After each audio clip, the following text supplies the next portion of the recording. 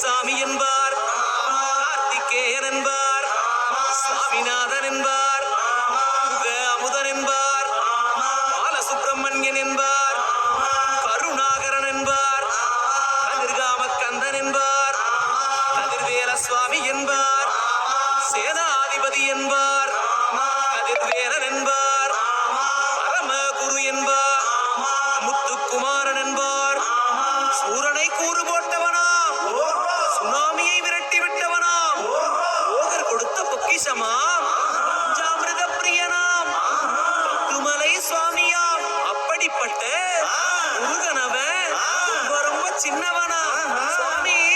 சின்ன சின்ன முருகைய சிங்கார முருகைய